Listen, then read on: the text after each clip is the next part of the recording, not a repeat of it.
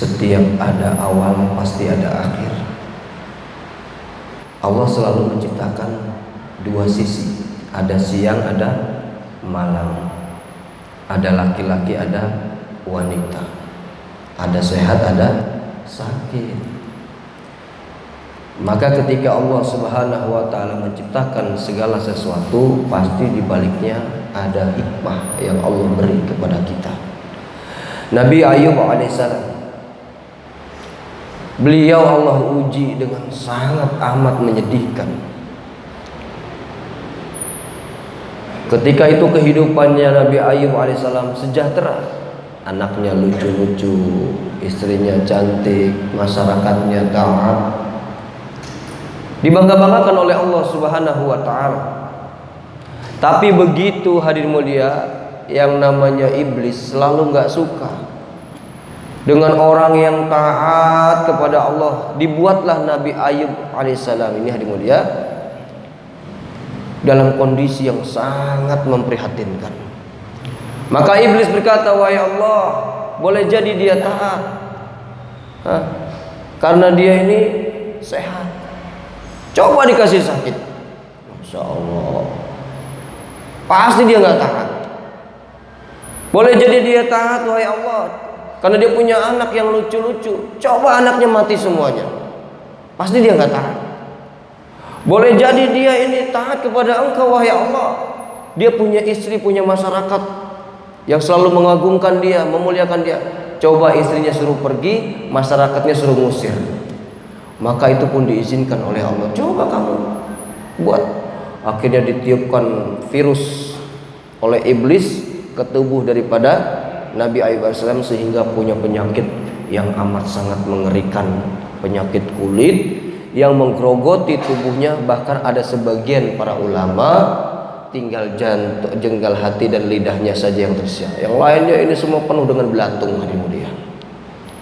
Semua mengucilkan, semua nggak pengen dekat sama Nabi Ayub alaihissalam. Maka setelah ujian penyakit berlalu, anaknya pun Allah kembalikan kembali, hadir mulia, sakitnya sembuh, ganteng lagi, istrinya pun minta balikan lagi. Akhirnya pun Allah berikan lagi karunia anak yang lebih banyak lagi, hadir mulia. Maka Allah kembalikan lebih baik daripada sebelumnya, hadir mulia. Kekayaan hartanya bertambah, istrinya semakin soleha, anak-anaknya pun Masya Allah, Allah berikan daripada lucu-lucu lebih banyak lagi. Jadi Allah mau menguji saja, hadir mulia. Mudah-mudahan di balik kejadian ini yang hari ini begitu menakutkan. Kenapa hari ini menakutkan? Karena tiap hari diupload orang mati, nggak disentuh, nggak disolatin, ya. Di mana-mana bicara selain Allah. Sesuatu yang sering dibicarakan itu akan nampak, akan wujud dari mulia. Maka baginda Nabi Sallallahu Alaihi Wasallam dengan sahabat, kalau ada keburukan dia tidak mau bicara. Kenapa? Lama-lama nanti akan menghilang. Logikanya gampang Pak, begini. Dulu mungkin kampung Ganda Mekar ini, ataupun satu kabupaten Bekasi ini, mungkin dulu hutan dan sawah, ya. Karena ada orang yang hari-hari memikirkan ini Kabupaten Bekasi supaya jadi perumahan, jadi jalan-jalan, jadi kampung, hari mulia. Berpikir satu orang, dua orang berkumpul, tiga orang berkumpul, berpikir bersama, rapat, meeting, bagaimana ini supaya menjadi kawasan industri. Maka terwujud sekarang menjadi kawasan industri dan perumahan dan jalan, hadir mulia. Jadi apa-apa yang hari ini kita pikirkan ini menentukan masa depan kemudian. Maka orang beriman ini mikirnya bagaimana agama Allah wujud dalam kehidupan manusia 24 jam, sehingga mereka mati semuanya mengucapkan kalimat la ilaha illallah. Itu pikirnya Rasulullah. Kata Nabi, aku menginginkan dan merisaukan sampai nanti bayi terakhir pada hari kiamat mampu mengucapkan kalimat la ilaha illallah. Yang kita pikirkan bagaimana ini orang mati di akhir hayat hidupnya ngucapin itu. Walaupun dia kena corona sekalipun, hadir mulia, mudah-mudahan dia orang beriman matinya ngucapin la ilaha illallah. Karena orang sukses itu jaminannya itu, Pak. Man kana akhiru kalamihi la ilaha illallah dakhalal jannah. Barang siapa di akhir hayat hidupnya mampu mengucapkan kalimat la ilaha illallah, dijamin masuk surganya Allah Subhanahu wa taala. Pak, kita hidup di dunia cuman sementara. Seandainya pun sakit-sakitnya sementara. Seandainya pun sehat-sehatnya sementara. Seandainya kaya pun sementara. Seandainya miskin pun sementara. Seandainya tampan pun sementara. Cantik pun sementara. Pasti kita akan dimakan belatung, jadi empan cacing di dalam kubur sendirian, diisolasi. Makanya ini latihan hadirin mulia. Kalau seandainya kita pun sampai hadirin mulia Allah beri itu, maka hadirin mulia itu Allah mau berikan rahmat kepada orang-orang beriman sehingga tinggi derajatnya di sisi Allah Subhanahu wa taala. Jadi orang beriman mah untung terus, Pak. Ada corona untung, enggak ada corona juga untung. Ada duit bahagia, enggak ada duit juga bahagia. Jadi orang beriman di mana-mana beruntung. Di zaman Nabi sallallahu alaihi wasallam sampai ke Sayyidina Umar sampai ke Mu'ad bin Jabal ada wabah taun.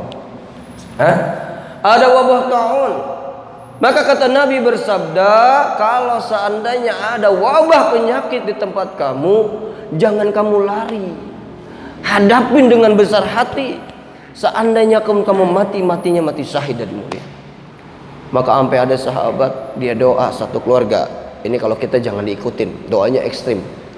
Ya Allah, jika wabah taun ini bisa meninggikan derajat kami di sisimu ya Allah, kiranya bagi kami dengan keluarga kami. Maka atau satu sahabat tadi Mu'ad bin Jabal dengan keluarganya meninggal asbab virus taun. Taun itu dulu Pak bukan kayak begini, kayak angin duduk Pak Haji. Tahu kan orang tiba-tiba geledak jatuh. Sebelum ada corona ada yang kayak begitu. Cuman karena hari ini besarnya itu corona sering disebutkan, orang pilek dikit corona, orang waktu dikit corona, orang pingsan karena emah corona. Jadi hampir hadirin mulia setiap ada gejala-gejala yang kelihatannya sakit udah diindikasi seperti itu. Ya? Masya Allah Pak, itu wabah tahun bentar masuk angin benda langsung pada kaku badan sakit semua gelepak meninggal hadirin mulia. Di zaman Nabi sallallahu alaihi wasallam dengan para sahabat pernah ada itu Pak. Tinggal kita menyikapi sebagai orang beriman. Kalau saya sih nengah aja. Maka saya selalu bilang sama teman-teman, sama Pak Haji semuanya, kalau belum ada penutupan secara paksa masih biasa-biasa saja. Kalau sudah pemerintahnya berdatangan dan sebagainya, jangan juga kita berkelahi, sayang. Nanti ditutup selama-lamanya. Mendingan kita ngalah, tapi buat kebaikan nanti. Nanti kalau sekarang masih ada jalan aja. Karena udah khawatir kanan kiri sudah banyak penutupan. Saya di Mega Regency itu ada setiap hari kendaraan-kendaraan datang untuk menutup dan juga bersosialisasi kepada warga. 2 masjid besarnya di sana sudah ditutup, tapi musola saya alhamdulillah belum, dan mudah-mudahan nggak sampai. Amin ya rabbal alamin. Ini juga gitu. Jadi ada mulia, penyakit datang dari Allah, sehat pun datang dari Allah, mati datang dari Allah, nggak mati pun datang dari Allah. Kita mau orang beriman santai. Orang beriman kata Nabi sallallahu alaihi wasallam, dia hatinya ta'aluk kepada Allah. Keadaan sehat nyambung kepada Allah, keadaan sakit nyambung kepada Allah. Tidak ada satu perkara yang bisa datang kecuali atas izin Allah Subhanahu wa taala. Pak, kalau hari ini Bapak mengatakan saya ini meninggal, umpamakan ini meninggal si fulan karena penyakit jantung. Bukan, Pak. Meninggalnya memang sudah waktunya dan Allah perintahkan melalui malaikat Israel untuk dicabut perantaranya penyakit jantung. Kenapa seperti itu? Emang udah deal-dealannya Allah sama malaikat Israel. Wah Israel, tugas kamu nyabut nyawa. Jangan ya Allah, nanti orang benci semua sama saya. Tenang, saya kasih perantara supaya orang bencinya sama perantara. Ada orang jatuh dari pohon matinya gara-gara jatuh dari pohon. Ada orang kena penyakit corona, matinya gara-gara kena corona. Ada orang mungkin dia jantungan terus meninggal, kata orang matinya karena penyakit jantung. Padahal mah ujung-ujungnya malaikat Israel. Orang usah takut, nggak usah takut. Maka di sisa akhir-akhir Bapak ini lagi genting-gentingnya begini, banyak nangis, banyak zikir. Jangan mikirin macam-macam, jadi stres kita. Udah disuruh lockdown, kagak dikasih pangannya, nggak kasih sembakonya, nggak dikasih duitnya. Mana udah makin kesini makin mepet, susah. Warung-warung udah mulai mana tutup. Mari mulia, nggak ada yang bisa Pak. Ini kalau kata para ulama ini dukhon kecil. Nanti setelah corona ini akan ada yang besar lagi, yang akan diisolasi 40 hari 40 malam. Masya Allah, nggak ada makanan, nggak ada minuman. Maka para sahabat nanya, ya Rasulullah, bagaimana mereka bisa hidup, bertahan hidup? Maka kata Nabi, orang beriman dengan zikirnya dia bisa kenyang. La ilaha illallah. Latihan, coba latihan ya. Seharian zikir aja. Kalau lapar lari ke dapur. Karena memang belum sampai. Tapi kita pelan-pelan latihan. Baca Quran, sibukkan. Ini kesempatan ya. Jadi keadaan-keadaan begini kita pakai untuk amal-amal ibadah, bukan makin meninggalkan amal ibadah. Kuatin baca Quran. Maulana Sa'ad sampaikan sama dengan para yang lain, semakin kita banyak ujian, semakin dekat kita kepada Allah. Jangan ditinggalin. Jangan ditinggalin. Terus hadirin mulia, ini tanda-tanda umat akhir zaman sudah sangat jelas sekali ya. Ustadz Abdurrahman Lubis, beliau seorang hafiz Quran, master agama, beliau pun reporter zaman Soeharto itu, masya Allah, orang-orangnya teliti. Kata dia, kerusakan yang hari ini terjadi akibat daripada tangan-tangan manusia, dan dia yang menyebarkan daripada kerusakan tersebut, dia akan sampai juga merasakan sebelum dia ajal kematian datang. Jadi yang bikin orang nanti kembali lagi ke orang.